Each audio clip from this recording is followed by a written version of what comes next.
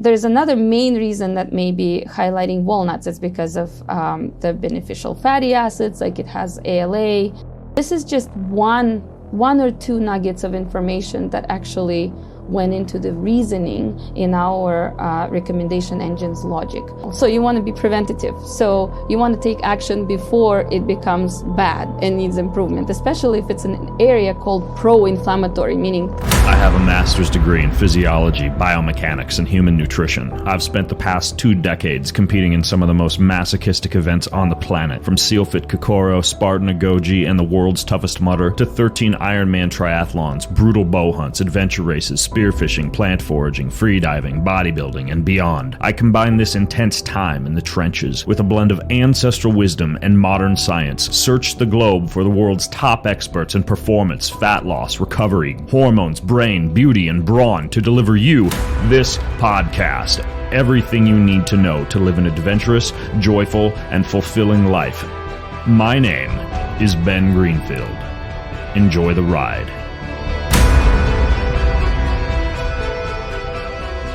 Hey, so today is kind of a unique episode. You may have heard before about the company Viome, which does a complete analysis of your gut microbiome and then gives you personalized food recommendations and other lifestyle and health recommendations based on the results. Well, it's been quite some time since I have released an update on what they've been up to and some of the latest science on their analyses. So in today's episode, you will have the pleasure of listening to a solo-sode, not with me, but rather with one of the chief scientists at Viome, who is going to walk you through all of the latest and greatest tools that they have now to analyze your gut in even greater detail. And they'll be using yours truly as a case study for that walkthrough. If you would like the video version of this or any of the handy dandy PDFs or downloads that go along with it, you can simply go to bengreenfieldfitness.com/Viome update. That's bengreenfieldfitness.com/VIOME update. This show, like all of the Ben Greenfield Fitness podcast, is brought to you by Kion, my playground for all things health and wellness. This is where you'll find extremely unique formulations that I create that blend ancestral wisdom with modern science. And one of the very popular bundles that we have over there is the recovery bundle, which is hot on my mind right now because I'm using it like it's crack cocaine. I just did a doubleheader obstacle course race yesterday.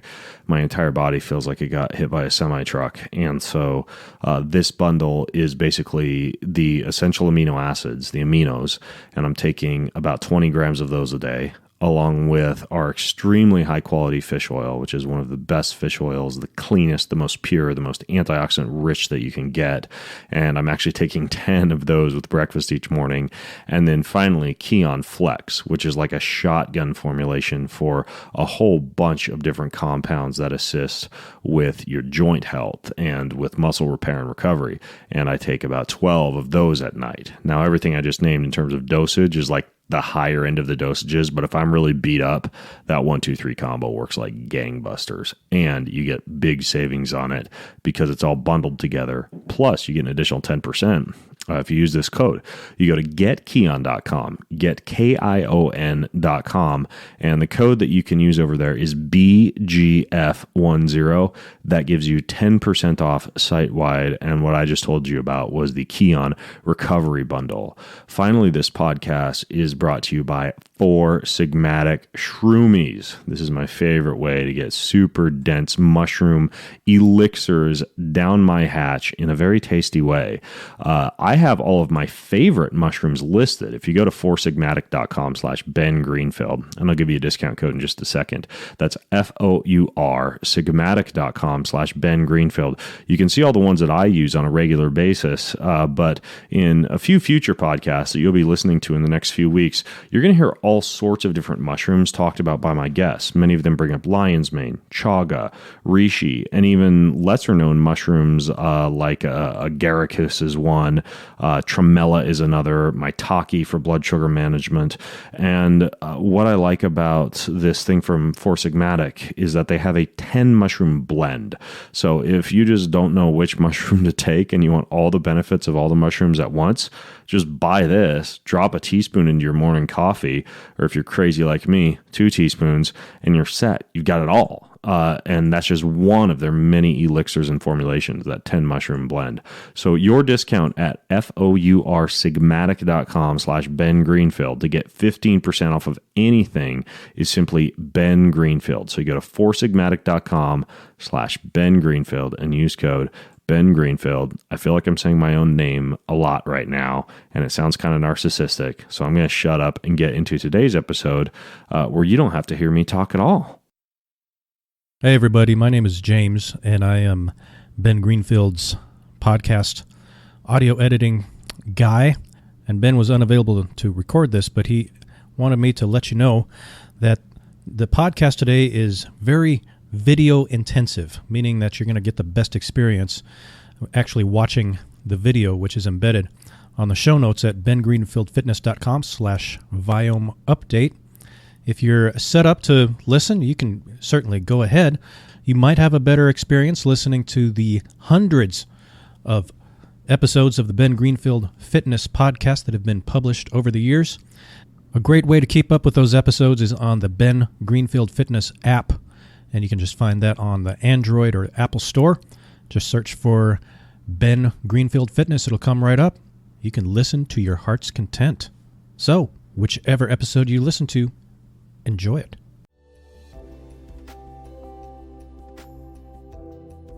Welcome to your Viome results and recommendations. My name is Ali Perlina, and I'm the Chief Translational Science Officer here at Viome. And I would like to introduce you to your scores and your microbiome results that are used to give you all of these different food recommendations and also supplements. Right now in the app, what we show you is actually a very unique perspective that we derive from our metatranscriptomics technology that allows us to see what is actively happening. So it's a very unique perspective where actually your microbes are telling us what is going on. The activity is what is measured when DNA is transcribed into RNA.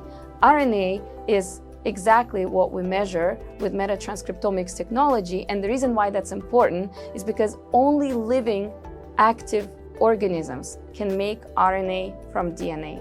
So because what we sequence, the data that we get from your stool sample is all metatranscriptomics, everything that we see is what is actively going on, and that is the most exciting part. But the next thing that we do is we actually assess specific functional activities. So you will see in your results that there are things like overall scores like inflammatory activity or digestive efficiency, and you will also see very specific molecular biological themes like butyrate production or putrescine production, and you may be wondering, what is that? And those are all different nuggets of information that tell us this is what your microbes are doing. And we're the only ones that are able to deliver you information like this in something like a gut microbiome or any microbiome direct-to-consumer test. What we do with this information is we look at your specific pattern of activities that are associated with certain wellness areas. So for instance, inflammatory activity, it can be even in the same score of the same level for different people, but each one has a personal story with personal functional blocks that are active or inactive for you versus someone else. So we take your unique pattern of these pathway functions and activities, and we look at it integratively in order to drive your food recommendations. So same goes for metabolic fitness and digestive efficiency. We also look at your overall microbiome richness, and we look at specific precise signaling and metabolic pathways that are taking place to see if some foods need to be minimized or even avoided for you, whereas for someone else, it will be in a superfood area. And you will see that in your recommendations with actual reasons pointing you to the score. So it could be very clear which foods specifically address this score, and it will call out those scores where you need improvement. So when you have this entire profile of your functional activities and you know what is actively going on, only then you can really be empowered to take this biologically informed action on your body and follow the plan, see if you improve these scores, and I hope you enjoy your wellness journey with Viome. Hi Ben, my name is Ali Perlina. I'm a Chief Translational Science Officer for Viome, and I'm grateful to be here, and thank you for being open to sharing your results of Viome test with your audience. So let's get into it. In summary, I just want to get right to it. I want to tell you what are the areas that you absolutely need to focus on. And then we will actually peel it back and I will explain little by little how all of these different insights even come together to affect the recommendations that you see in your app. We've done this analysis and actually dug behind the scenes and look at the raw data and analyzed beyond what the app is showing. And the reason we did that is because we want to kind of share the concepts and the thinking that went into the type of scores that you see in your results and how this drives your recommendations. All these bullet points are actually based on expert analyses. And that's one of the main things that my team does. We take all kinds of different data and we derive insights and connect them to recommendations. And that's the translational part, I guess, of translational science. What you really need to address, based on what the microbes are telling us, are some of the specific themes within the digestive area. What I mean by that is that there are many things that can affect your digestive system. Digestive system basically covers everything starting when the food enters your mouth and all the way through. So digestive system has many different aspects that can make it not function very well. So if everybody said, I need some digestive help, it probably wouldn't be the same for everybody because everybody needs some specific piece or several parts to be addressed. So we will cover those parts, those themes that need to be addressed based on your GI test. And I always say this, like, this is what the microbes are telling me because this is a very unique perspective from your gut microbiome that we sequence and we look at all of the activities and they're actively telling me stuff even right now. So I wanted to say that the digestive themes that we will address will probably be the most important ones. And then it would be also very good for you to take a look at your sources of probiotics and fermented foods. And I know that you already take some good probiotics and it shows in your test. We will get to that. But still, it's very important to support richness and diversity of your microbiome because the more of that you have, the more resilient your microbiome will be for you, the better it is for the host. So that's the second kind of major point. And you do have a few viruses. And so even by probably reading the names, it could be inferred what kind of foods you may see affected by them. So Prunus necrotic green spot virus is the reason that you have plum on your avoid list. And pepper mild mottle virus is the reason you have pepper on your avoid list. There are associations in the literature between these viruses and inflammatory response. And for that reason, we recommend that people avoid these foods. And you don't have to avoid them indefinitely. It could be 3 to 4 weeks. So what we usually see is that after retest, these viral activities clear completely after our customers avoid virus-affected foods. So now let's look at your actual app screens that showed us the breakdown of your results. So this one is microbial richness. Microbial richness score is something we've offered it for a very long time. It's like the summary. How many microbes do you have active? So who showed up and was active? And that's really important. It's not the same as composition because compositionally many things can be there and they may not even be alive anymore. But because we measure RNA, we sequence RNA. That's why our technology is called metatranscriptomics. and only live organisms can transcribe RNA from DNA, then just the mere fact that we see it means it's active.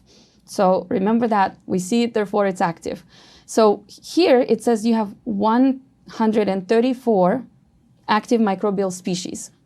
So that means that you literally have 134 species level organisms that are actively transcribing RNA from DNA. So they're alive, they live there. Some of them are very good, some of them are kind of so-so, and some are what we call them opportunists. They wait for the right opportunity to do something that is not very good, and they will be naughty and they can cause some chaos. But what you do about that is first you take care of your microbial richness, and then we will address all these other functions that will assure that all of these opportunists and other themes are in check. So when you have 134, that puts you kind of on the lower side of medium or average zone. So you see in the app, it will show a face like this.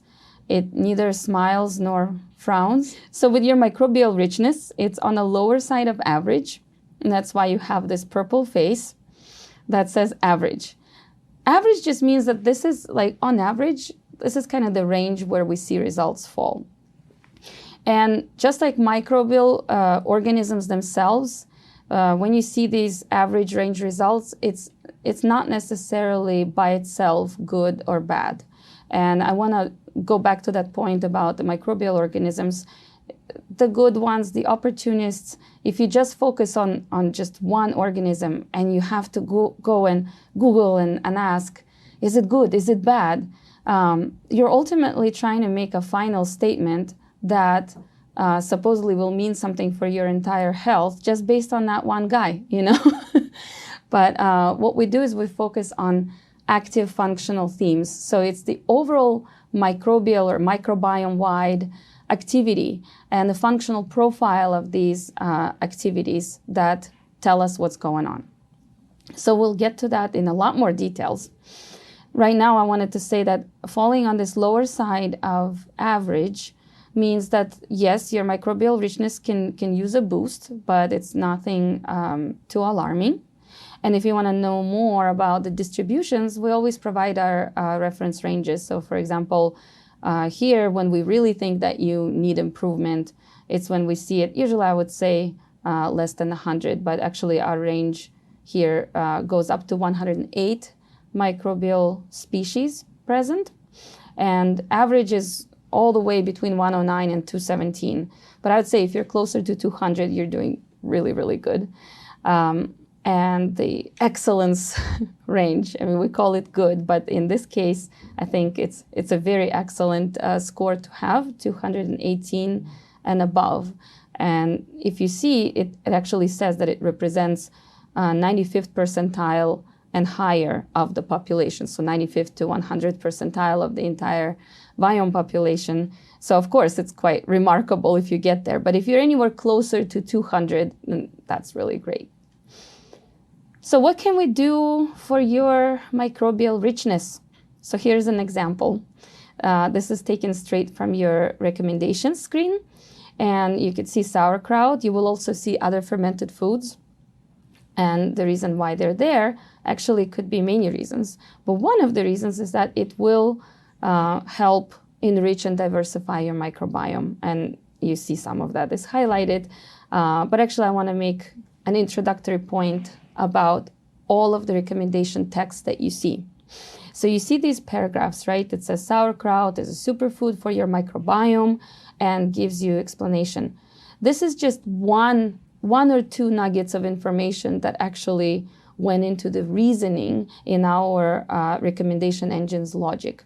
So when you see this, just know we could only highlight so much, but the complexity of the logic is such that we take so many different factors, it would probably be too lengthy to actually spell it all out and outline it. But we highlight important one or two nuggets of information, sometimes three, depends on their importance. And you could see that here, diverse microbiome importance is emphasized. But there could be many other reasons why sauerkraut is on your superfood list. In general, when you see recommendations, so here, there's another main reason that may be highlighting walnuts. It's because of the beneficial fatty acids, like it has ALA, it has other benefits, of course, and there's also olive oil. There are multiple things that are highlighted telling you why the foods are there. But also, these foods happen to improve your microbial richness and diversity. So if we know that that's the case, and we try to highlight that as much as possible for you, and you can see that in the text, and that's with the red highlights. So back to your microbial richness, something that you can also notice is that in your supplements section, under your recommendations, it will say my recommendations. So Ben Greenfield's recommendations say supplements, and there's probiotics. Actually, there are more than one type of probiotic you could take, but it lists a specific lactobacillus. There are different kinds of lactobacilli that may be beneficial for you, and I will talk about another one a little bit later. But probiotics is a way to introduce more organisms into your system. So probiotics come in, and hopefully if they stay, they will enrich your microbial ecosystem. So your richness score will probably go up. So when you retest, we could check it out. And polyphenols, so polyphenols, it looks like a separate category. In a way it is, depends how you think about it. Polyphenols is more of a chemical umbrella term for the types of compounds with these aromatic rings. So a polyphenol that we may all have heard about is resveratrol, or maybe somebody heard of curcumin, or a subclass of polyphenols called flavonoids. So polyphenols, even though it's in its own class, actually they can really feed the microbes and promote the type of environment that will help them thrive. So in a way, it's also something that can help your microbial richness and diversity. And I will talk more about why we specifically said that cranberry-containing polyphenol supplements could be good for you specifically. So all of this is very highly personalized. Now the digestive support is blank here, but we will get to it. So this screen is where we just want to address your entire ecosystem and what it's made up of.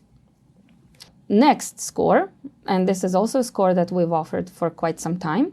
It's called Metabolic Fitness Score.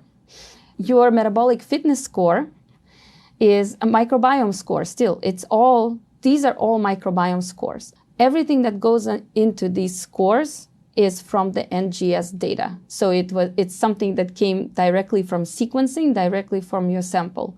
But then again, you have to remember that this is what came from the stool sample. So we're not measuring how athletic you are and how much you're running or how much intensity training you're getting and what's the percentage of your body fat or lean muscle. What we're measuring in terms of metabolic fitness, it's a microbiome's perspective on those things that are important for the host metabolic fitness. And that includes, as you can see in the text, that includes glycemic control, so things that help us control blood sugar response when we eat different foods. And you actually have some really good results in that category. So some of the foods that are glycemic for a lot of people, for you, are predicted to be just fine. So your metabolic fitness is great. It's really good. And moreover, it actually improved. So what the microbes are telling us are those things that are associated with glycemic response or with weight gain control, insulin sensitivity, and lean phenotype. That is very much in line for you. So it's also good to see that you've improved since last year. Not that it was bad. Last year it was average, in the average range, but you could see it refers to the previous result here. It says September 2018. That's from your previous kit. And the current one says it's in the good range, and that's because your metabolic fitness score is high. It means that there's high level of those really beneficial activities, the pathways, and we'll talk more about that, and also the microbes that are just associated with more metabolically fit individuals. So that's really great, and that represents the good score represents 18% of Viome population. So only 18% of our reference population score as good as you did. So good job on that one. So moving on to our next score, it's also something that our customers are very familiar with. It's called inflammatory activity. So inflammatory activity score, I mean, it's really the cornerstone of this whole thing we're doing here, right? So if we talk about microbiome, or you even Google it right now, you'll see it's about controlling or mitigating or causing or something to do with inflammation, and how inflammation starts in the gut.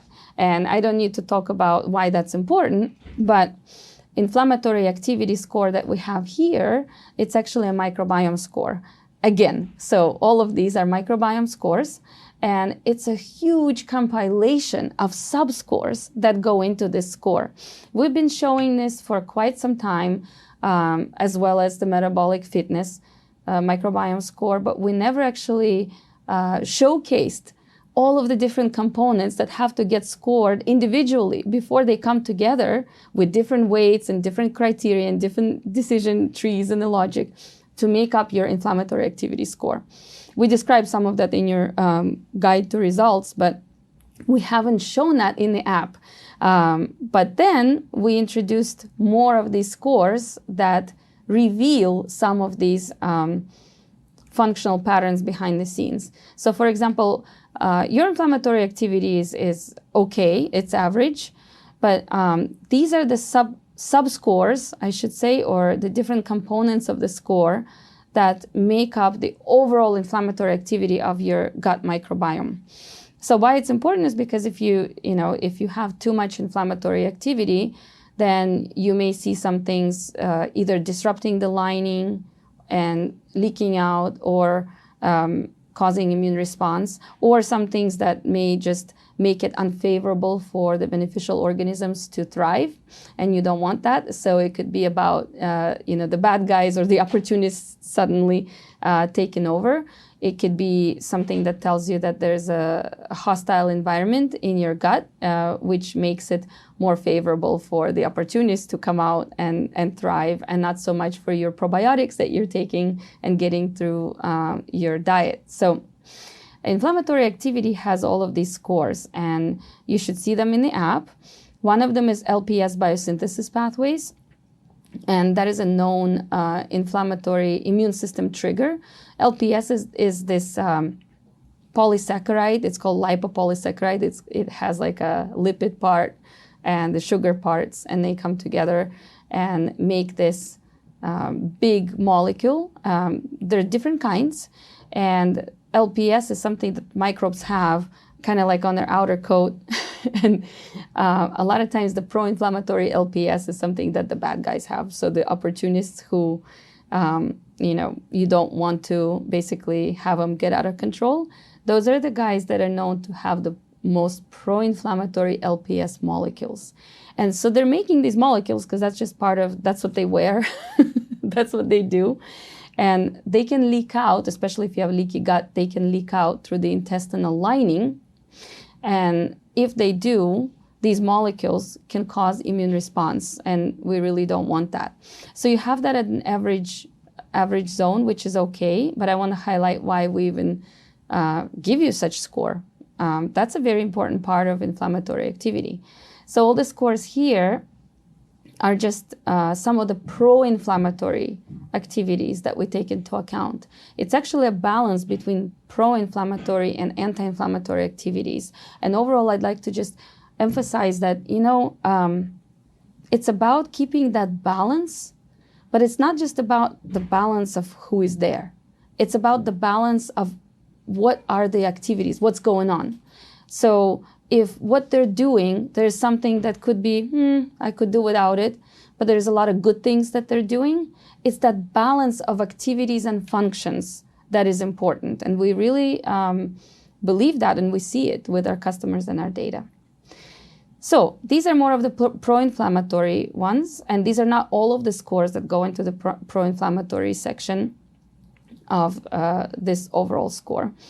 But LPS is one of them, and a very important one.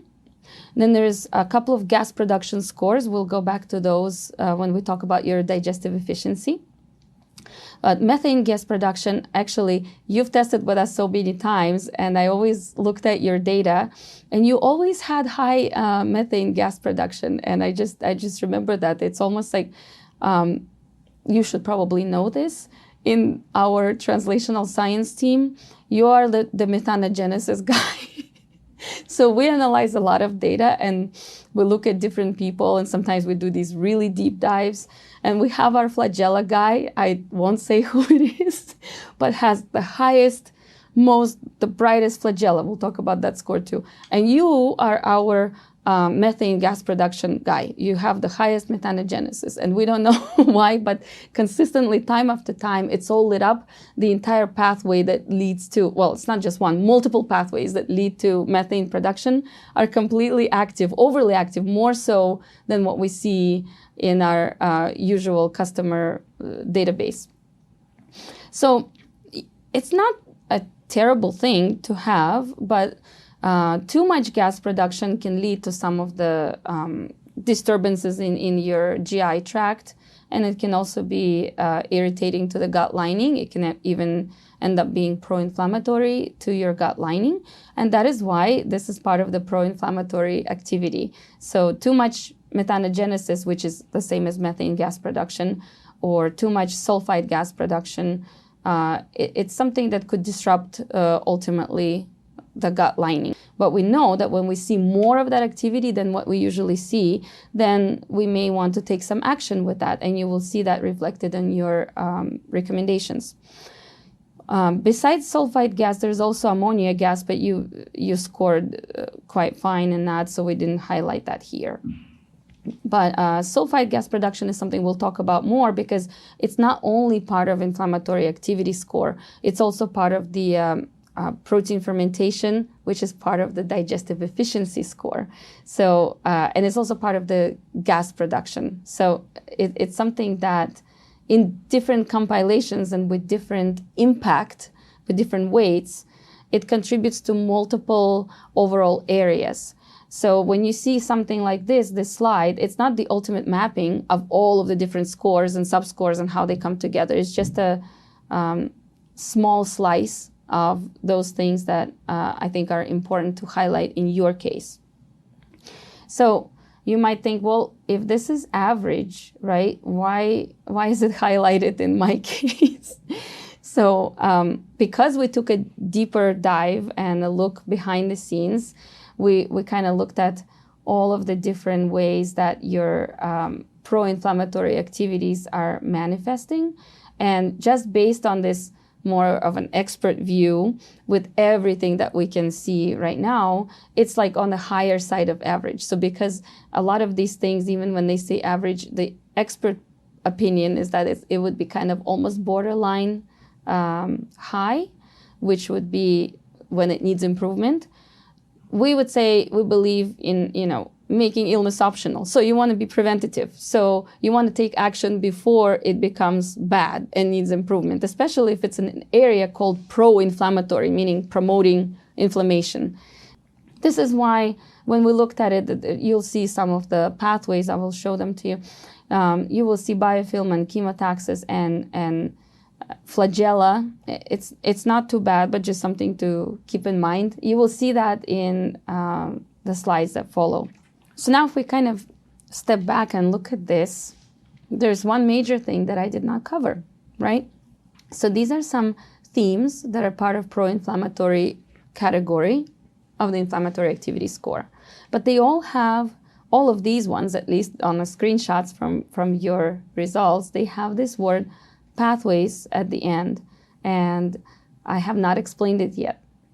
So we will actually see some images of your pathways, but what I want to say in general is that we are measuring activities or activity levels of biological pathways, and these biological pathways are kind of like the sequence of events that end up resulting in something that manifests physiologically, biologically as a final function. So, for example, gas production, or there could be something like mucus degradation. So something with a real functional outcome. Function as in like activity. So you think of it as what is functionally going on, right? So we use gene expression data to light up all of these different sequences of events, like this step goes to this step, and with this it produces butyrate, or this with this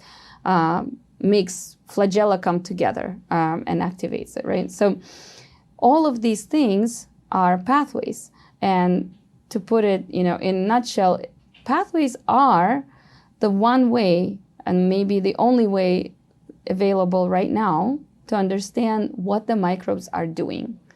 Understanding pathway activities is the same as understanding what your microbiome is doing, what is actually going on.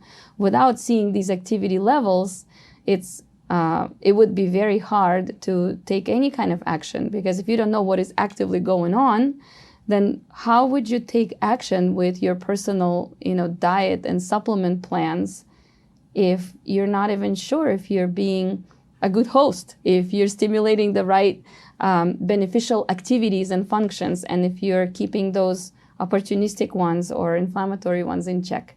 So pathways, in a nutshell, is basically a perspective that we offer into what the microbes are doing, what is actively going on. And I think we'll move on to actually see some of those now. We have this flagellar structure, and we measure with all of the different gene expression data that we have from our metatranscriptomics sequencing from your sample. We measure the overall activity that leads to this biosynthesis and assembly and even transport of this flagellar structure.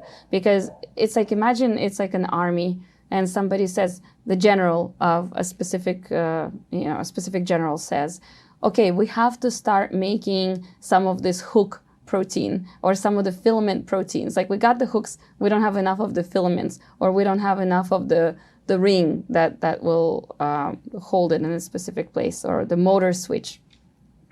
So there's a signal that's sent. Then all of these different genes start firing up. And these genes encode proteins that are structural proteins. It's not about this enzymatic pathway. It's not about metabolic pathway, like digesting something, converting something into something. No, this is actually all of the signals and all of the actual particles that are needed to make a flagellar structure. And flagellar structure is that tail that helps them swim. And they have many, many tails. You probably have seen a lot of cartoons of microbes. If you've seen a cartoon of E. coli, it has like a lot of these different kind of spaghetti-looking things, usually depending on if you get it in the form of a toy or if there's a better cartoon out there. And so those are flagella. So flagella structures, when they need to be made, there's all this signaling, and we measure the gene expression. And so what you see here is your actual data. And your data shows, think of it as like the color warmth scale. When it's blue, like deep blue, it means it's active, but it's underexpressed. And when it's orange, or if you ever see red, like here, it means it's really overexpressed. So highly expressed, more expressed. These genes, these particular genes, are more expressed than what we usually see. And yellow is slightly overexpressed. So here you see that there are quite a number of those flagellar assembly genes that are overexpressed, but not too highly overexpressed. And some of them are there, but underexpressed. So it's definitely not enough to make you the flagella guy, and you don't want to be, in a sense, because flagella is usually a sign of something pro-inflammatory happening, either pro-inflammatory or reaction to some threat in the environment. Because if your microbes have to move more than they usually do in people's microbiomes, everybody's microbes move, but if your microbes have to move more than usual, then there's either some threat or they are the threat, okay? So they could be the opportunistic guys and they want to move and take over and fight their turf wars. or they're the good guys, that some of the good ones have flagella and they're swimming away or swimming towards some alternative sources of food or alternative places to stay, actually. So in either case, flagellar assembly pathway activity is not a thing that you want to have really high. Okay, so in this case, it's good that you're not our flagella guy. But you are our methanogenesis guy. So this is the methanogenesis part of the pathway of Ben Greenfield, methane production right here.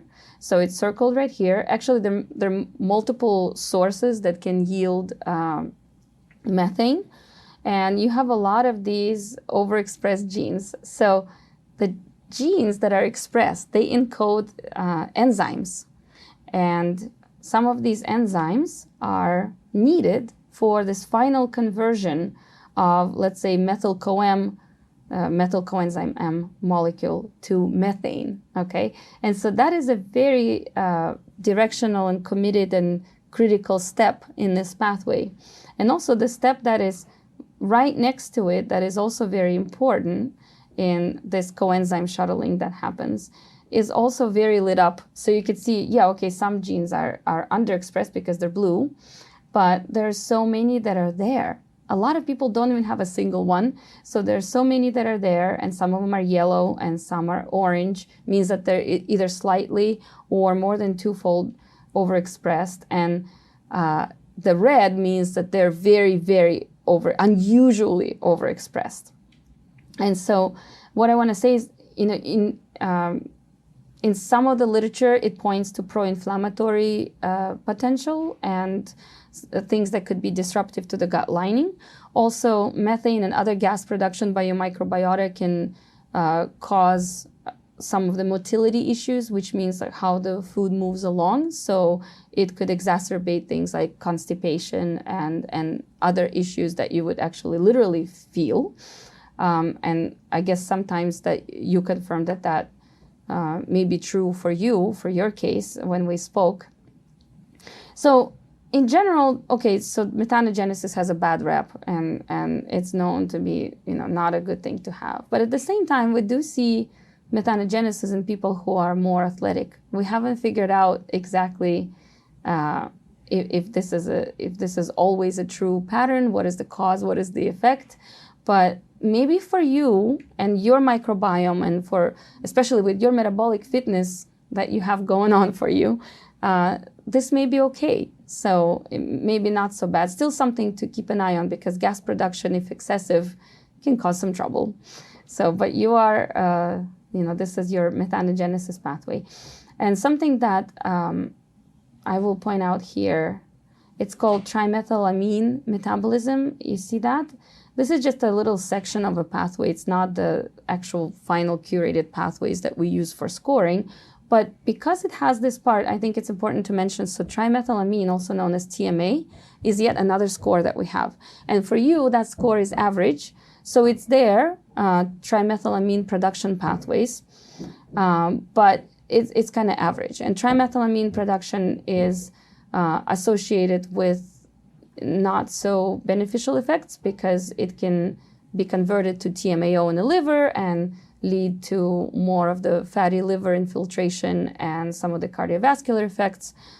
But in your case, you have trimethylamine used, so at least some of it is used up to make methane. You see, so TMA, trimethylamine metabolism, is carried out by your microbes. So your microbes are making TMA, but they're also, or the other guys, are taking the TMA and converting it to methane.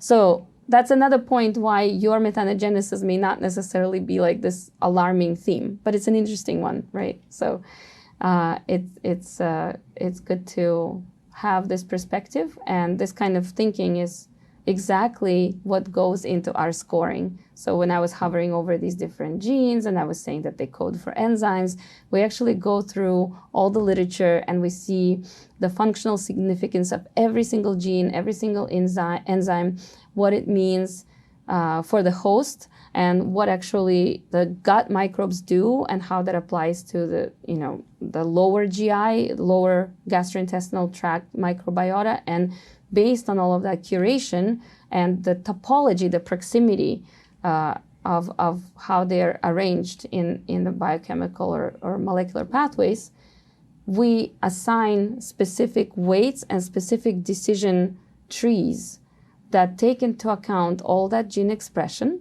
and give you a score. So that is the type of thinking that goes behind automation of the scores that everybody sees. So that's end-to-end automated, and our customers are all able to see something that would otherwise take maybe months and months for humans to go through. But now that we've automated it, we kind of front-loaded all of these insights and all of that literature curation so that anyone can have their overall pathway activity levels assessed for all of these different pathways.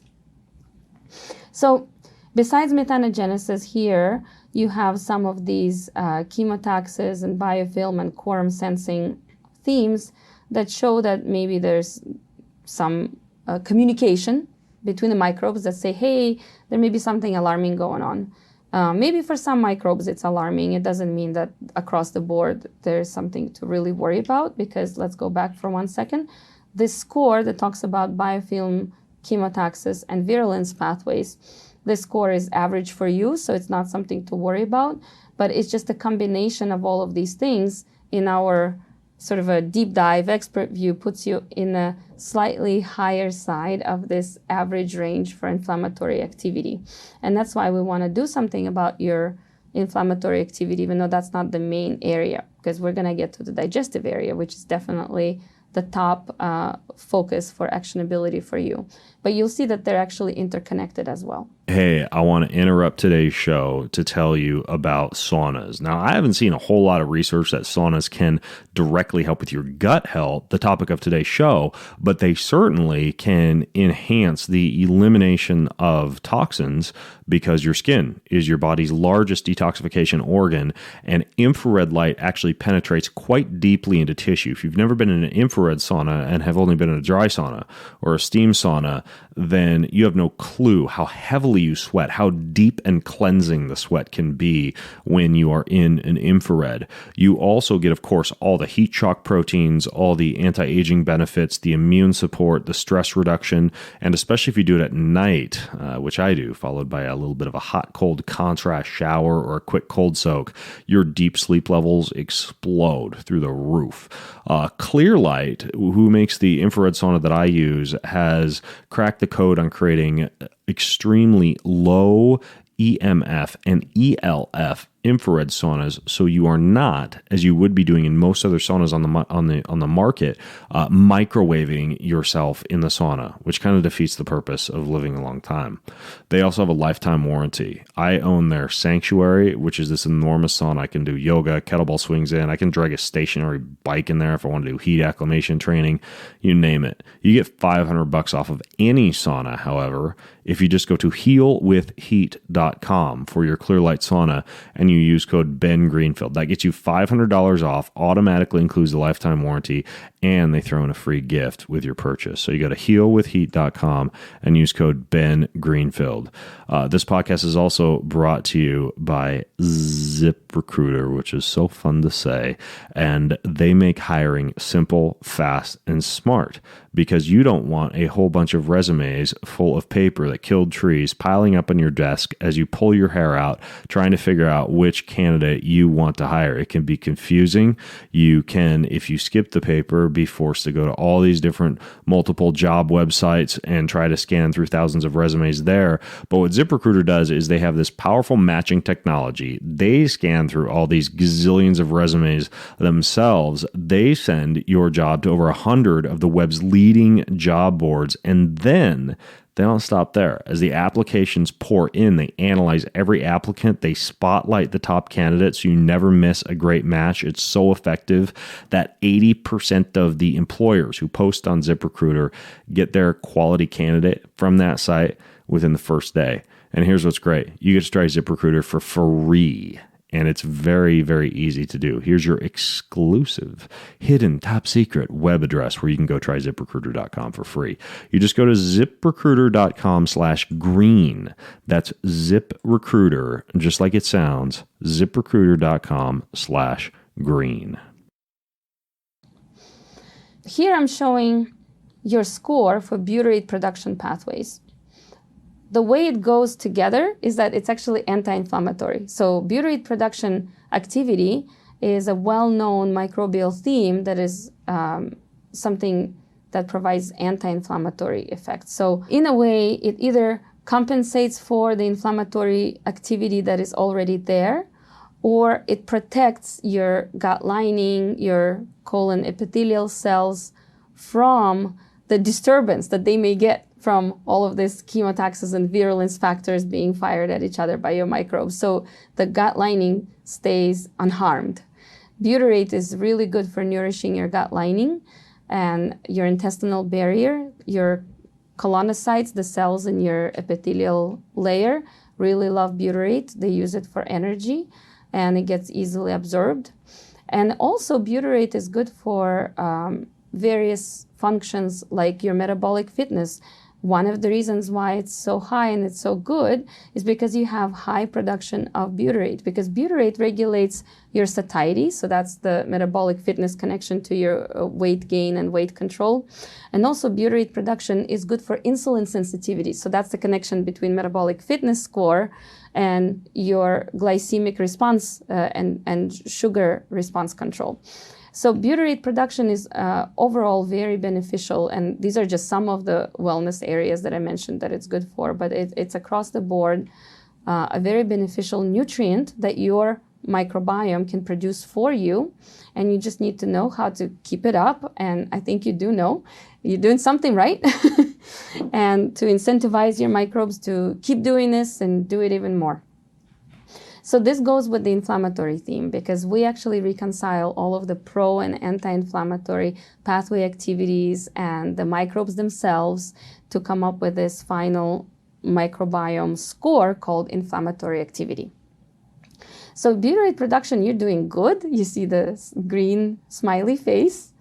And these are some of the, if you search, Google it, Butyrate Pathways, literally, you will see something, maybe even this image will come up, and you just Google image search, and you will see that there's so much work that's been done, and it's amazing what the microbes can do. So some of this well-known kind of chain of carbohydrate metabolism events, like pyruvate metabolism, acetyl-CoA, is something that a lot of us learn in school without any specialization. I mean, I'm talking just like in high school, kids learn about that. But what's amazing is that the microbes, they drive these pathways up and down in ways that we didn't even learn in school, and they make some products and byproducts that we didn't learn about because they're quite esoteric. We're just still discovering this. It's a new science. But if you do Google some of this and you want to know, or you want to look up this paper, you will see that there's so many different pathways that have already been elucidated to short-chain fatty acid production. So butyrate is this short-chain fatty acid. It's a type of fat molecule that is not too long. So it's a short-chain fatty acid. And short-chain fatty acid is associated with mostly beneficial functions for us, the hosts. And you can see how these microbes are driving it, from lactate. They can go back and forth from different sources that contribute to pyruvate metabolism. They can even, acetyl-CoA is a molecule that can come from so many different other sources. So even proteins can be substrates for ultimate butyrate production by some of the microbes. Now, the beneficial microbes, they usually preferentially make butyrate from carbs. The kinds of carbs that we call either starches or fibers, and people have different names, and it's usually the kind of carbs that are not easily absorbed right away into our circulatory system. So we're not talking about eating some sugar, because your butyrate producers won't even get the message that there's going to be something for them to even do, because we will immediately absorb it. And we might have that glucose spike, which may not be so good for you. So I'm not talking about the carbs that are, syrup and honey and things that are easily absorbed, but more of these polymers, so more complex carbohydrates that you can find in a lot of the, let's say, leafy greens, a lot of the vegetables. You see a lot of them in your superfood list. And the beneficial butyrate producers are the microbes that prefer that. And one of these types of carbs is known as resistant starches or resistant fibers. The reason they're called resistant is because they are resistant to our digestion, so they don't get digested by the host. But guess what? They make it all the way down so that finally the microbes can get the message there's something for us to eat and something for us to do. And the butyrate producers, that's what they do really well. They produce butyrate. So one of the ways is to keep doing what you're doing with all of the leafy greens, the vegetables that you're eating, because that really seems to be keeping them happy and keeping your butyrate production up. So in your data, we see that there's short-chain fatty acid production beyond butyrate. It's not just butyrate. There's also other ones. And so you can see here's your acetate, propanoate. It's all very active, so that's pretty good. It means you're getting a lot of that kind of complex carb input in your diet. And based on what you shared with us about your diet 3 days prior to the test, it really seems to match. And you seem to have a very good, sensible and healthy diet. Partly because of that, maybe partly because of your the choice of your foods and probiotics, you have an active probiotic in your sample. So when we see a well-known beneficial probiotic, we call it out, and in your list of microbes, you will see a little P next to it. And so it says Lactobacillus reuteri. It's a probiotic. The reason why I started even talking about it right now is because it's a star butyrate producer. It's a really well-known producer of butyrate that is actually available in some of the kefir type of drinks and probiotic supplements as well. So it's always good to have a variety of different probiotics that you're taking or switching between. But when you have L-reuteri as one of them, that's usually a good idea when you want to keep up your butyrate production pathways, signaling and going and making butyrate by your gut microbiome. So here's your butyrate. It's also called butanoate. And you see in your very immediate conversion steps that lead to butyrate, you have all of these active genes, the genes that are expressed that code for these enzymatic reactions. They are either at average levels or even overexpressed, and sometimes more than one that is needed for that conversion to finally make butyrate. And this is, again, just a partial cartoon. It's not everything that we take into account for the score, but this is the part that really lit up for you. So wanted to include that in your slide. So you can see that there are different routes to butyrate production. That's why in our scores, you always see something that's called pathways. So you might be thinking, why is it plural? It's just butyrate, so why is it plural? It's because there's so many different routes. There's so many roads that lead to butyrate. So it's the overall assessment of pathway activity levels of all of the different roads. So it's all of the different butyrate production pathways that lead to butyrate. So that's what this is about, and you're doing really well in that. So that could help with preventing your inflammatory activities to go any further and to stay at least at average or even become better. So when it comes to your recommendations, there are several things that are highlighted here, but there are many, many more that you'll find on your superfood and enjoy food list that deal with inflammatory activity. So I want to say, so you see like bone broth, for instance, that is related to your inflammatory activity in the sense that it helps keep your gut lining intact and have your mucus layer happy there and everything nice and patched up and thick so that it doesn't become a leaky gut. And then there is jicama that feeds the butyrate producers, by the way, and can keep your L. reuteri still active and happy there, and maybe some more that you're taking with your yogurt and things like that. And you can see that there's anti-inflammatory polyphenols like turmeric. So turmeric is a source of anti-inflammatory polyphenols. That's a source of curcumin. And then you can see also oregano. Oregano is something that has antimicrobial activity. So for all these opportunists, oregano will help keep them in check. So the reason why I actually don't have a title for this slide is because this deals with inflammatory activity, but it's not like this is the set of recommendations that just goes to everybody that has average or higher than average levels of inflammatory activity.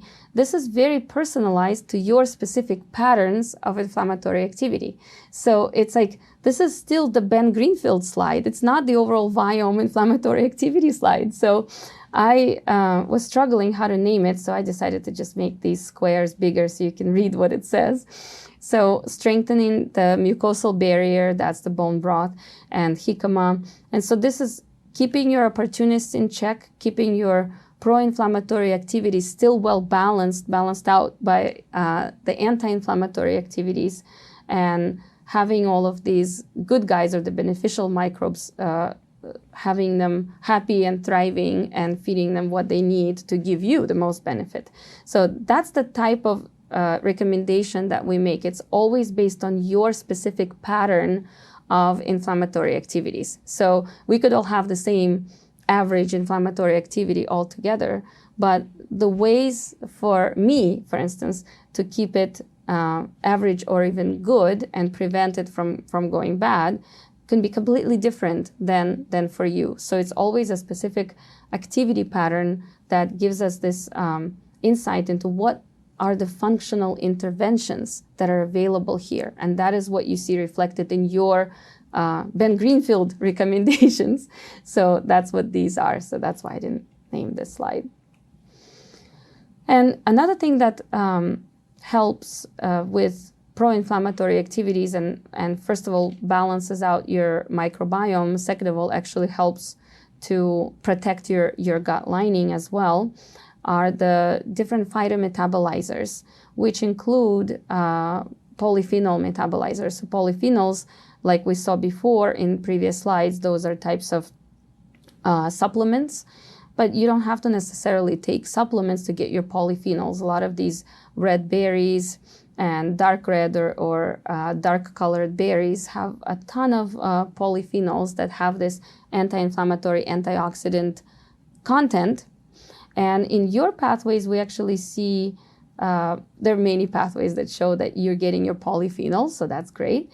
But we actually see this riboflavin and production and consumption of molecules that are also used for energy. So this may or may not be related, again, to your sort of athletic Ben Greenfield fitness profile. So wanted to highlight this specific pathway because this may have to do with the types of polyphenols called flavonoids. So that's where you get this riboflavin shuttling, and when it's more active than usual, and you can see to some degree it is, then who knows, maybe this is actually you exerting a specific type of pressure on your microbiome to provide energy for you. Could be. It's a hypothesis. So, but it may be something to do with that. It's a good thing. And now we're on to digestive efficiency. Digestive efficiency is a microbiome score, and it's not about necessarily your microbes digesting. It has to do with that. The way to think of digestive efficiency is to imagine microbiome's reflection on the host digestion. So if you can think of all of these different digestive processes, we can, and then imagine how we can read the imprint of that in the active themes of your microbiome, then that is what goes into compilation of this digestive efficiency score. It's a big score, over a year in the making. So many different perspectives and avenues, pathways, microbes, different functional groups had to be addressed and really well curated with all of the literature to date and the data set that we have at hand, which is a very unique metatranscriptomics data set, to come up with this score. So digestive efficiency for you is in the average range. Manual expert curation and analysis actually says that it's on the lower side, and the lower side means it's less optimal. So you want digestive efficiency to be good, meaning that as far as the microbes tell me or tell us, your digestive system is very efficient. If it's on the lower side, then it's suboptimal, and you may see something that says that you need improvement. You don't see that right now. It's still in the average range, but it's enough to for us to dig deeper and to take action on it. And I will explain actually more about why even having average score overall, we still need to take action. Some of it is preventative, and some of it could be to ameliorate some of the symptoms that you have already experienced that you shared with me. So digestive efficiency in the average range, actually for you, is comprised of all of these different scores that do need improvement. So for someone else, these scores, maybe 3 of them would not need improvement, but 2 of them would need improvement. And even with the same overall digestive efficiency score, someone else may have different recommendations, okay? Of course, it's good to have your digestive efficiency score on the good side, but if you think of it, it measures everything from the gas production that we touched on a little bit already, from that to the movement of the food, how you're doing with specific macronutrient groups like proteins versus fats. There is a reflection that we can see in the activities of the microbiome that tell us how well your digestive system is working with respect to those very specific molecular functions. So this is what I want to dig into right now. So what you have is, first, it's a score called protein fermentation that needs improvement. That in itself actually has multiple components that go into that to assess the overall microbial protein fermentation. But first, you may ask, what is protein fermentation? So again, it's a microbiome score. It's purely from the sequencing data, and it's telling us how your microbes are processing protein. So protein fermentation is, in a way, a fancy word for microbial metabolism of proteins. So if your metabolism of proteins in the microbiome is higher than what we usually see, then it means your microbes are working overtime to digest your protein. So why are they digesting your protein and working so hard? And what we've learned is that this means that you are not digesting it well enough. Maybe you're digesting it partly, but a lot of undigested protein makes its way to the lower colon, where we get your sample and we see that your microbes are actually, finishing that work. So what that tells us is that maybe there are some enzymes that you need more of. Maybe it's about the hydrochloric acid, the stomach acid for efficient digestion of proteins. But one way or another, there's something to do with your protein digestion, which is why we see that your protein fermentation score needs improvement, meaning you have too much protein fermentation done by your microbes instead of you. So that's one of the areas. The other area is gas production. In that area, we have more than just the scores that we went over, the sulfide and methanogenesis, the methane and sulfide gases.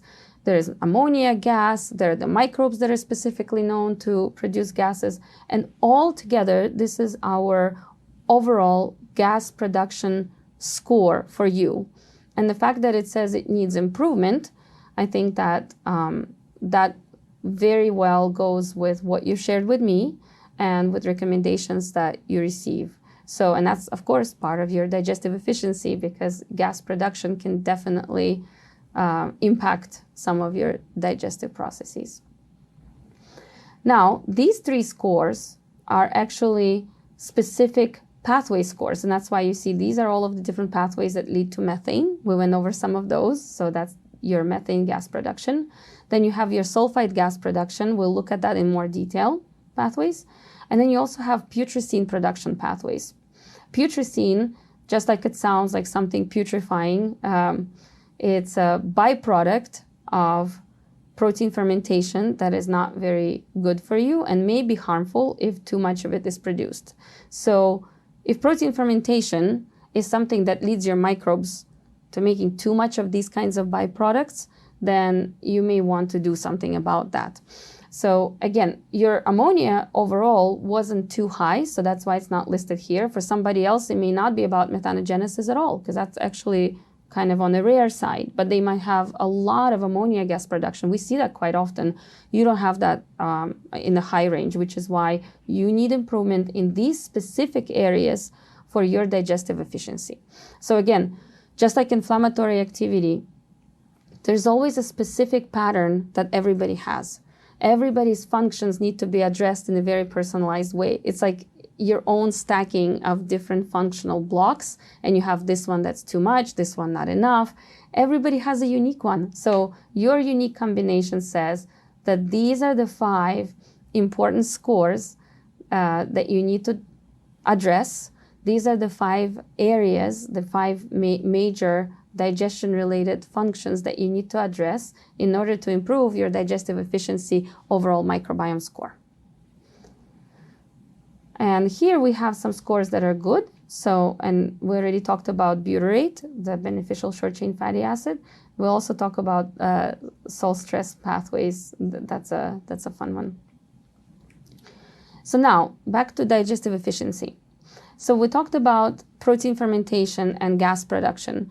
Those are scores that are compiled of multiple components themselves. So you have protein fermentation, and that is where that byproduct that we don't like, called putrescine, that is where it actually belongs.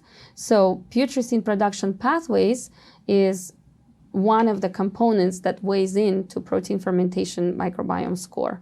We also know some protein fermenters, and it's not just putrescine, there are other scores, even to some degree, a smaller degree. Your methane gas production and sulfide gas production can also feed into protein fermentation, because one of the sources for methane and sulfide gas production could be from amino acids, the components of protein, but it's not the only source, which is why these components are important to look at by themselves, not just as part of the compilation score. And gas production, because this is quite obvious, you see, methane gas, sulfide gas are the 2 gases that tilted your gas production overall score to the suboptimal side that says you need improvement in that. So when we look at the actual data, here is your putrescine production. You may still be wondering, so what about that putri thing? So it's a byproduct of protein fermentation that usually has the kind of protein source that is rich with arginine, and your microbes are metabolizing arginine, and it often goes through ornithine to putrescine, or it can go through agmatine, which by itself is not so bad at all. It's one of the pretty good products of protein fermentation. But the fact that you have so many routes lit up that lead to putrescine, your overall putrescine production pathways, again, it's multiple pathways that lead to putrescine. They are so active. There's so many of these genes that are overexpressed that this is what made that score become suboptimal and say it needs improvement. And you see also another thing called cadaverine, which sounds no less morbid than putrescine. Everybody's thinking of putrefying cadavers. But yeah, that's kind of what it's about, like some product of decomposition of something. So that actually does go hand in hand conceptually. So cadaverine is also not a very favorable byproduct of protein fermentation, and that is something that's usually made from lysine. So it's a type of amino acid. So arginine, lysine, those are amino acids that can come from your food, and when your microbes are digesting them, having those microbes really be focused on making putrescine and cadaverine is not a very favorable profile.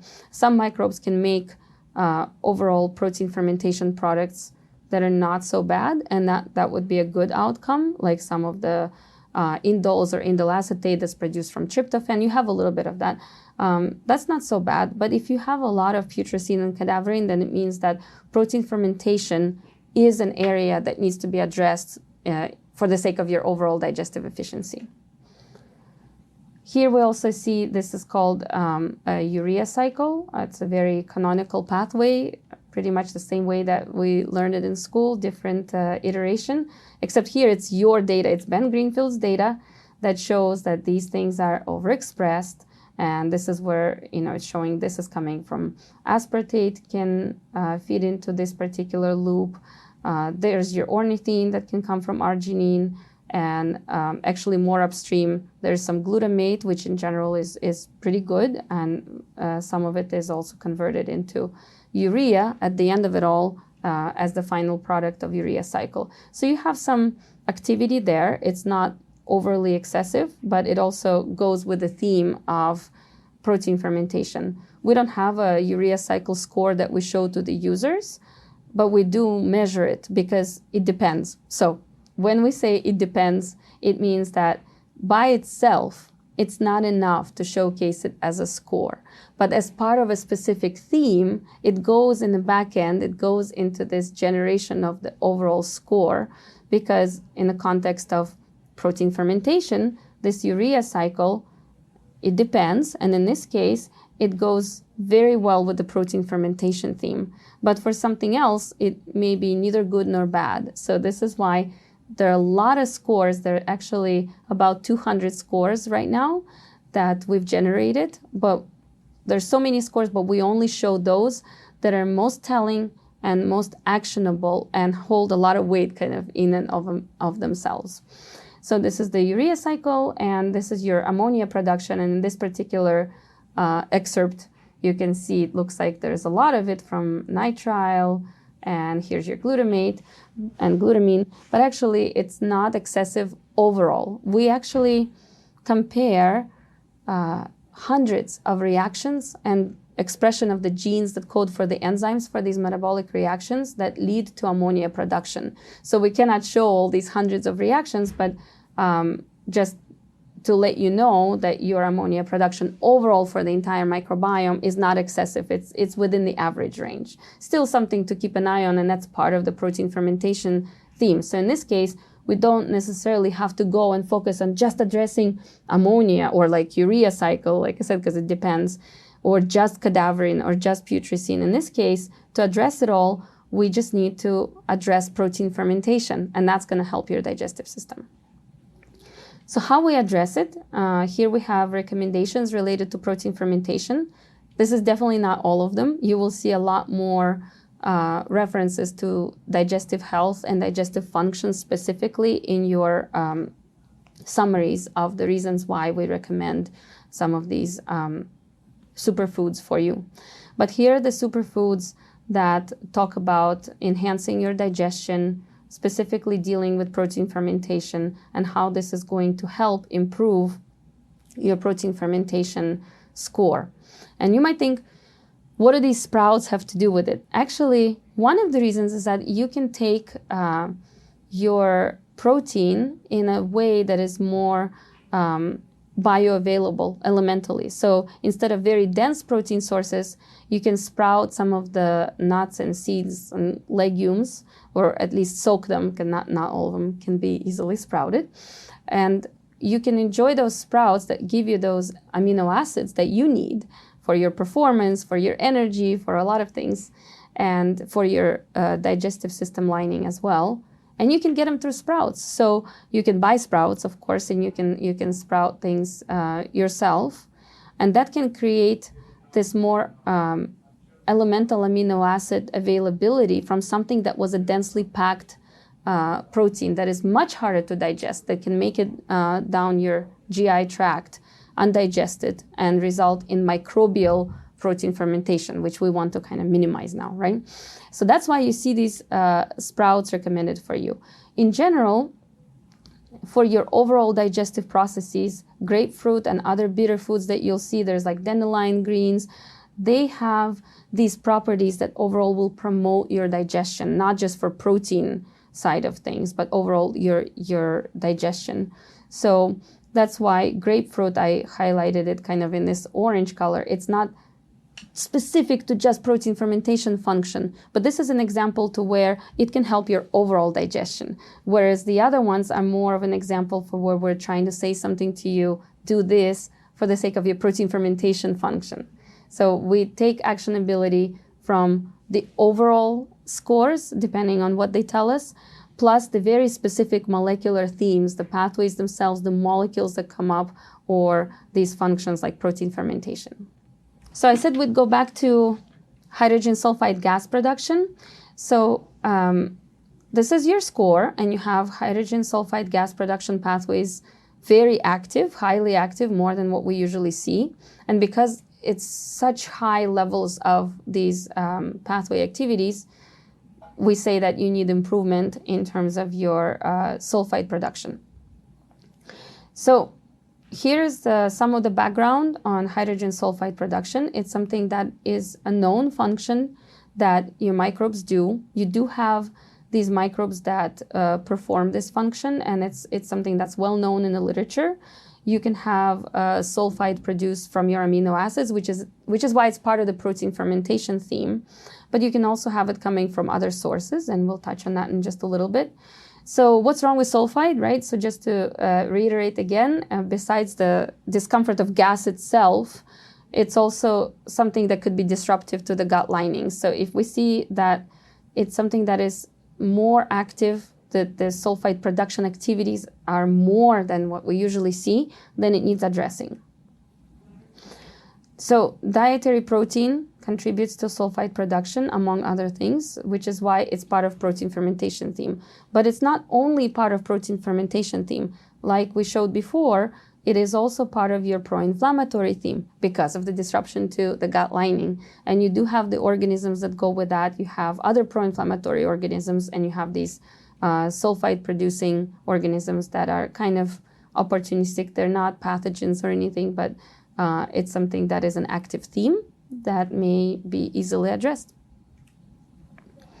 So another source of hydrogen sulfide production is sulfate that comes directly from some of the sulfate sources. Sulfate it's not the same as the protein fermentation, the amino acid sources. So you may be ingesting actually something that has sulfate or sulfite. So here you see this particular picture is showing your data in the context of sulfate and then sulfite that can be converted to sulfide. So that's where you get the sulfide gas. And you can see a lot of these oranges and reds. So all these genes that are behind those boxes, these enzymatic reactions, are overexpressed. And they may be coming from some of the foods that you are taking, that you've shared with us in your food diary. And thank you again for doing that. And you have these very active organisms, like 20 of them, that are known as sulfide-producing ones. So they're sulfide producers, and among them we have those that are called disulfovibrio, different species of disulfovibrio. And so you may want to pay attention to both the protein sources, so it's a protein fermentation that we already addressed, plus the sources of sulfite and sulfate, which could be different sources that also exacerbate your microbial sulfide production. There are also other sources that are known for microbial sulfide production to be enhanced. And some of them are actually in those foods that we refer to as the superfoods. We as not Viome, but they're generally thought of as such health foods. They are the superfoods if you look them up right now. And they're from this cruciferous vegetables family. And so a lot of these vegetables, they have these compounds in a class called glucosinolates. Actually, it's a class of classes of compounds. They are the types of compounds that are organosulfur compounds. So glucosinolates, in general, they're pretty good for you. They can help you detox. And your microbes can also, by the way, help you detox, and they do. But glucosinolates, as good as they are, may not be as good for you if your microbiome is showing too much of that sulfide gas production, because it will use those metabolic intermediates that come from glucosinolates from your food to produce sulfide gas. And what we see in you, Ben, is that there are also some themes that go with these high fermenting microbes. High fermenting means kind of both things. High as in like very fast, and also high as in like higher in GI. So when you have that, if you have them high fermenting, then you don't want to stimulate gas production, because in the colon it's one thing, but if it does happen anywhere higher up in the GI, it could be pretty uncomfortable pain and bloating, something that may go with kind of like a small intestinal bacterial overgrowth type of profile. And we want to prevent that from happening or exacerbating, because some of these symptoms are in line with what you shared with me when we talked. So as much as it's a health food, glucosinolate and other organosulfur compound-rich foods are on either minimize or avoid even list of foods for you from Viome. And doesn't mean that you have to avoid them indefinitely, but we do see quite remarkable results from people who have these types of discomforts and have already tried eliminating, gluten and lectins and dairy, and they think, what else can I take out? I only have health foods left in my diet. Well, what happens is that they have nothing but broccoli and Brussels sprouts left in their diet, and they're overdoing it. And if they have that specific profile with high sulfide production, and especially with high fermenters types of microbes, then they suffer even more. So they're exacerbated. So too much of a good thing for them, it's actually not good at all. So what we've seen is that just getting rid of all of these cruciferous vegetables and other sources of high organosulfur compounds in foods made a huge difference for them. It actually makes a big difference, and it's something that they never thought of, because it just seems like these are just the health foods. I eat nothing but health foods. So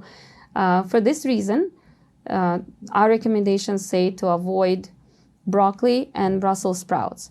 If you do want to, there's actually more. There's cabbage and there's a few more there. You will see it on your recommendations list. But if you do want to enjoy some of it, sometimes moderation is key, first of all. Second of all, we always say listen to your body. Don't take it as like the final mandate and you cannot step anywhere left or right outside of it. If your body is absolutely happy and perfectly great with a specific food, then you are your own best judge, or consult with your healthcare practitioner to see what's appropriate. But we recommend that broccoli, Brussels sprouts, cabbage, you'll see a few others, are to be avoided. Or if you want to enjoy them, at least from time to time, it's best to at least steam or saute those types of vegetables, because it neutralizes some of the effect. It actually will take the glucosinolates and convert them, in a way, neutralize them, make that class of compounds into different compounds. But it will not completely get rid of the sulfur that is still in the food. It's not going to suddenly just completely negate all of the organosulfur that is in there, that in one way or another, depending on what kind of microbiome pattern you have, can be used by your microbes to actively produce sulfide gas. So again, only from time to time, and if you think it's appropriate, and steaming would be good. That's one of the recommendations, tips that we offer in our app. And you have a few specialty organisms.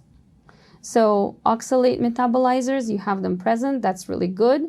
And oxalate is something that can contribute to kidney stones. So when you have your microbes helping you metabolize oxalate, it's a really good thing, which is why you're able to see things like spinach and almonds in your enjoy list. So these are your oxalate metabolizing pathways, and you have the organisms themselves, like oxalobacter, it goes with the name, is known to metabolize oxalates for you. So that's really good.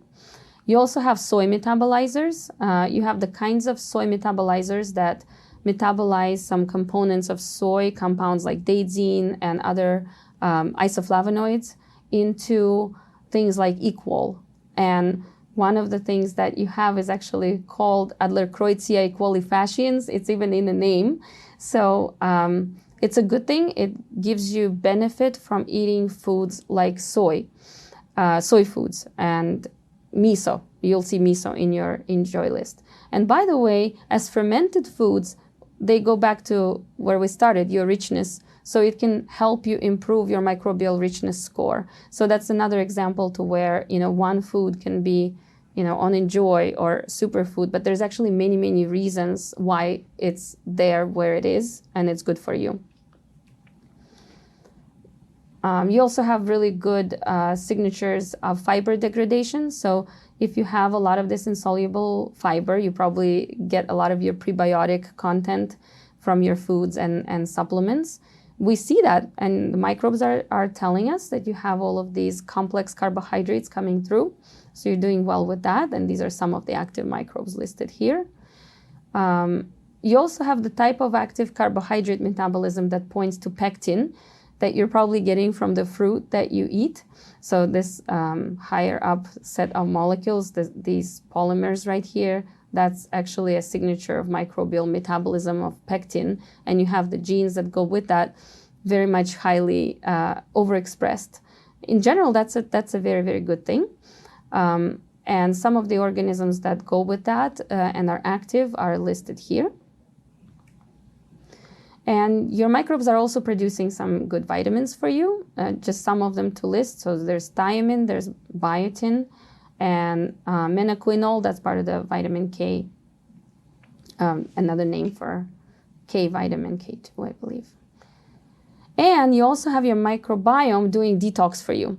So you're taking something with selenate, or you may be eating Brazil nuts or other sources of selenium, and you could see there's very highly active selenate metabolism, and also selenoprotein incorporation is something that is known to be a beneficial theme. So that's part of a good signature that goes with the detox pattern. And you also have glutathione metabolism and production and utilization. So glutathione is going everywhere and being made everywhere. And I think it's not surprising because, as you shared with us, you take some glutathione, and so your microbes can use glutathione, but they can also make glutathione from some of the components. You have glutamine and glutamate. And then what this is showing us is that glutathione is actually being used to carry out the detoxification for you. So your microbes are quite busy doing the detox. Glutathione is one of these very beneficial sulfur compounds, by the way, so some of that is very good for you, and moderation and balance is what it's all about. Some of the other beneficial nutrients or products that are made by your microbiome, I just wanted to highlight a few. So branched chain amino acids are good for your metabolic balance because they can be beneficial for sugar metabolism, and also indole acetate. It's something that is known to be anti-inflammatory and good for your gut lining and intestinal barrier support. But it is also something that is significant in terms of regulating blood sugar. And actually together these different features came out as significant in our glycemic response prediction model that we've developed with our data science group, as a result of a really big study where hundreds of individuals had continuous glucose monitoring in response to different foods. And we also had their microbiome data. So now we can see how these different pieces and patterns and the overall functions in the microbiome can help us and serve to predict which foods will you have high sugar spike to and which not so much, so you don't need to worry about it. For instance, for you, you can enjoy banana. Not so many people can enjoy banana by prediction of the model, and that's because it does have a lot of sugar. We have quite a few people that cannot that are predicted to have a high glycemic response to banana, but you can enjoy banana, and so that goes really well with your high good metabolic fitness profile. So your microbiome may have something to do with that, and that means you're being the good host to your microbiome. So just an overview of the overall active themes and what we've covered in terms of actionability. So we have the digestive theme, which overall isn't so bad, but the components of it, like protein fermentation and gas production, can be addressed with many of these recommendations. Some of the pro-inflammatory pathways may need to be addressed, even though you do have some of these anti-inflammatory ones active as well. So we talked about your butyrate. You've always had actually really good butyrate producing capacity, and your butyrate producers like Rosburria and Dorea and other ones, they've always been pretty active, and you always have a lot of Clostridia that are known to produce butyrate. And so you have very active butyrate production pathways, which is really good. And you can still give them more inulin and altogether balance out your microbiome with the point of controlling these pro-inflammatory pathways and pro-inflammatory activities from organisms that you have that are part of like the gamma proteobacteria class, that some are opportunists that you want to keep at bay. Right now, they're not causing too much trouble or anything, but you want to keep it that way. So that's why we want to address the pro-inflammatory pathways. From the start, we talked about your richness. So it's good to improve the richness and diversity of your microbiome. Specifically about gases, we talked about hydrogen sulfide and why some of these cruciferous vegetables are on avoid, why some of the foods are on your superfood list for the overall digestive efficiency, some of the bitter foods, and for your protein fermentation, how to handle your dense protein. By the way, another thing you can do is think about when you eat your protein, because a lot of people, especially paleo diet lovers, they like to have a big steak late at night, or maybe it's not too late, but still it could be a lot for our bodies to handle. So then microbes do their protein fermentation thing, and we want to minimize that. So it's how you process your protein, whether animal or not, and how you consume it, and how you even chew it to digest it right. So that's another big part of it. We talked about your active polyphenols and flavonoid pathways, and we provided some various new options, maybe different options for you, with explanations why things like cranberry could be especially good for you. And you see turmeric on your superfood list. You have your microbes making some good vitamins and doing the some of the detox, or just overall known as antioxidant type of functions for you. So we have that covered. That's really good, and keep that up. This is just an interesting bit that came up that I wanted to check with you. So maybe you can comment or email me about the circadian rhythm. So we have this circadian rhythm pattern, which we have not yet closed the loop on conclusively, but we're tracking that. And so when we have this circadian rhythm pattern, sometimes it's in people that have either more anxiety or issues with sleep, like insomnia. So if that is true, right now we don't have statistical evidence to show that with any kind of validation. But if that's true, I'd be just curious to know. Then foods that you see on your recommendation lists that are there for other reasons may also help with things like insomnia. So oats, walnuts, and salmon may actually help improve insomnia-like symptoms. And you have good fiber metabolism pathways, like I just mentioned, and you can keep improving or having more variety with your sources of, let's say, inulin to boost and support your butyrate and short-chain fatty acid production, and also just a variety of fibers. So you have a lot of pectin, but it could be good to diversify with other things that you'll see in your superfood list, like some of the leafy greens, which you already do a lot of, but just good to keep the diversity going there. And what you also see in your recommendations is the supplement section. I touched on that earlier when we talked about richness, but I want to say that for digestive support, which is your number one area that we need to address, there's a few things that you can do if you feel like just different ways of preparation and processing of proteins is not enough.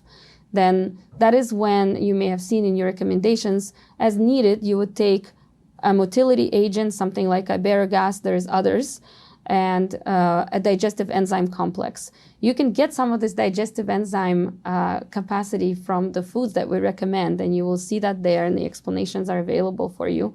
But as needed, if you need it, and if it makes sense to you and your healthcare practitioner, then see if some of these digestive enzyme complexes could help you and be good for you, because it will minimize some of that harmful byproduct production from your microbiome. Polyphenols, we covered that with cranberry and the Gardonibacter and some other specialty organisms that you have that help you get extra benefit from things like urolithins that your Gardonibacter will produce for you. And in general, polarisviritrol or other polyphenols may be good for you. And for probiotics, we talked about a different lactobacillus, but here I just wanted to highlight with respect to your digestive health that this specific lactobacillus may help counter the effects of those bacteria that are known to produce a lot of gas, especially like methane. So if you do have those issues, which seems like you do from time to time based on what you shared with me, maybe choosing a probiotic that has this specific lactobacillus species may be beneficial for you. And as you know, it's always good to mix it up and keep the variety going in your overall food and supplement recommendations to have your microbiome more resilient and provide better health for the host, who is you, Ben Greenfield. So thank you so much. Thank you for having me review your results and sharing it all with everybody. And I wish the best of luck and health all the way to you and all of the listeners.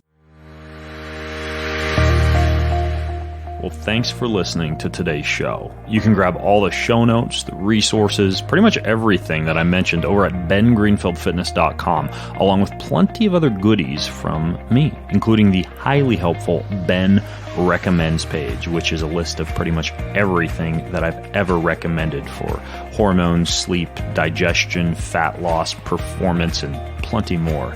Please also know that all the links, all the promo codes that I mentioned during this and every episode help to make this podcast happen and to generate income that enables me to keep bringing you this content every single week. So when you listen in, be sure to use the links in the show notes, use the promo codes that I generate, because that helps to float this thing and keep it coming to you each and every week.